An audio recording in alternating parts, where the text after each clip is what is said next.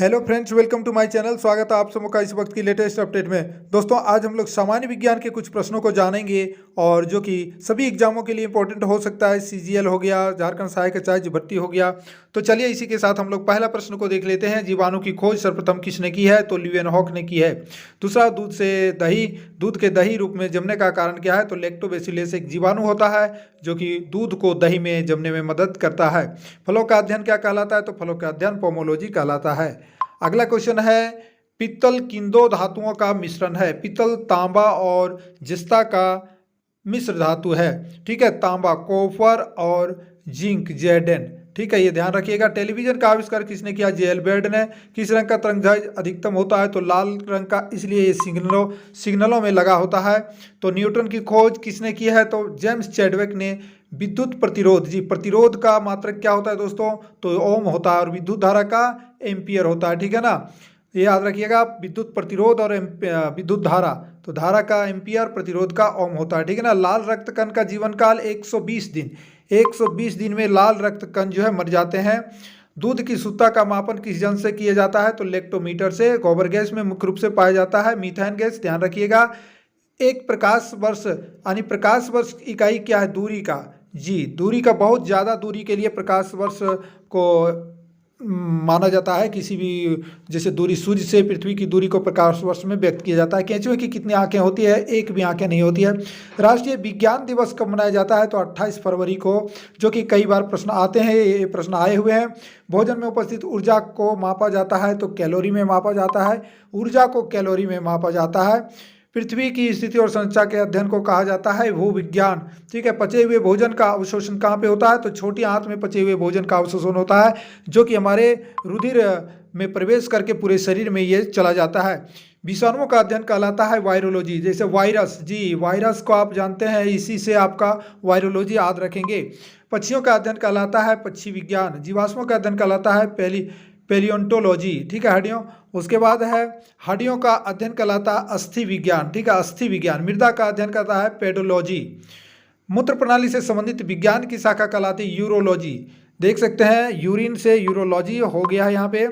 Vitamin में cobalt होता है, क्या होता है? Vitamin B12। कोबाल्ट जो है क्या है? B12। कोशिका का पावर हाउस किसे? माइटोकॉन्ड्रिया। ठीक है, कोशिका का पावर हाउस कहा जाता है। लाल रक्त कणिकाओं का निर्माण हमारे शरीर के किस भाग में होता है? तो अस्थि माजा, बोन मेरो, जो कि रीढ़ की हड्डी के अंदर रहता है। ठीक है। राष्ट्रीय विज्ञान दिवस, जो कि रिपीटेड क्वेश्चन है, 28 फरवरी को राष्ट्रीय विज्ञान दिवस। जी, और उसके बाद यहाँ पे क्वेश्चन है, ब्लड प्रेशर मापने के लिए किस यंत्र का प्रयोग किया जाता है? तो स्फिग्नोमेनोमीटर जो है ब्लड प्रेशर मापने के लिए है। नेत्रदान में नेत्र के किस भाग को दान दिया जाता है दोस्तों? ये कॉर्निया को। जी, कॉर्निया जो व्हाइट दिखता है ना दोस्तों, वही कॉर्निया है। स्वच्छ मंडल जो है, कॉर्निया जो है, स्वच्छ मंडल को कॉर्निया कहा जाता है। ठीक है ना, वो जो कॉर्निया, जो ही कॉर्निया को ही जो है नेत्रदान किया जाता है। डॉक्टर उसी को सुरक्षित रखते हैं। कॉर्निया अगर खराब है तो आँख का जो है उसको दान करने से कोई फायदा नहीं है। ठीक है। अब आगे है, संक्रमण प्रतिरक्षा के खिलाफ शरीर के प्रतिरोध के अध्ययन को क्या कहा जाता है? तो इम्यूनोलॉजी। देखिए, इम्यूनिटी सिस्टम से इम्यूनोलॉजी याद रखिएगा। मांसपेशियों में किस अम्ल के एकत्रित होने से थकावट आती है? तो ये लैक्टिक अम्ल होता ही है। जब आप ऑक्सीजन जैसे कह सकते हैं कमी होने लगे, तो वैसी स्थिति में लैक्टिक अम्ल जमा हो जाता है। अंगूर में कौन सा फल पाया जाता है? तो टार्ट्रिक अम्ल। ठीक है, खट्टा। कैंसर संबंधी रोगों का अध्ययन कहलाता है ऑर्गेनोलॉजी। ऑर्गेनोलॉजी। मानव शरीर में सबसे लंबी कोशिका तंत्र, ये तो आप सभी जानते हैं, तंत्रिका तंत्र होता है। उसके बाद दांत के मुख्य रूप में किस पदार्थ के बने होते हैं? तो दांत मुख्य रूप से डेंटाइन के बने होते हैं। ध्यान रखिए, किसी जंतु की आकृति पैर के चप्पल की समान होती है। किस जंतु की? तो पैरामीशियम। पैरामीशियम को देखते हैं दोस्तों, इस तरह से चप्पल की तरह होता है। आप देखे होंगे, आप 6, 7, 8 को आप यदि स्कूल में पढ़ाएंगे तो वहाँ पे ऐसा चित्र बना होगा। केंचुए की कितनी आंखें होती है? डबल रिपीटेड, एक भी नहीं। गाजर किस विटामिन का समृद्ध स्रोत है? विटामिन ये समृद्ध स्रोत है।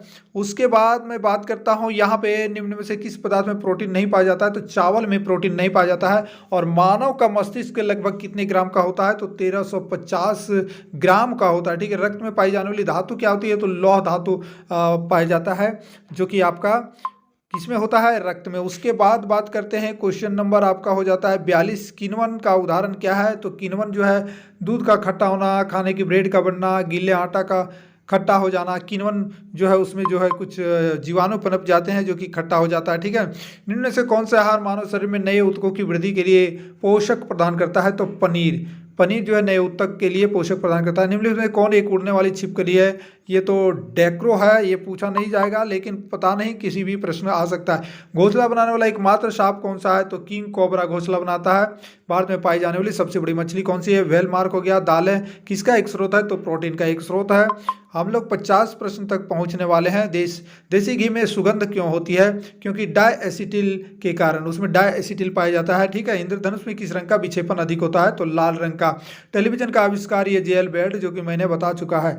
तो इस प्रकार से ये 50 क्वेश्चन, कुछ प्रश्न जो रिपीटेड आपको हम बताए हैं जो कि पूछा जाता है, और कुछ प्रश्न आपको और हम अगला वीडियो में लाएंगे। एक दो कह देते हैं। हीरा चमकदार क्यों होता है? तो सामूहिक आंतरिक, चूंकि आंतरिक परिवर्तन आप पढ़े होंगे 9 क्लास में, 9 या 10 में है। हीरा चमकता है इसलिए क्योंकि पूर्ण रूप से आंतरिक परिवर्तन होता है, तभी होता है। गोबर गैस में मुख्य रूप से पाया जाता है तो मीथेन गैस। दूध की शुद्धता मापने के लिए लैक्टोमीटर का प्रयोग किया जाता है।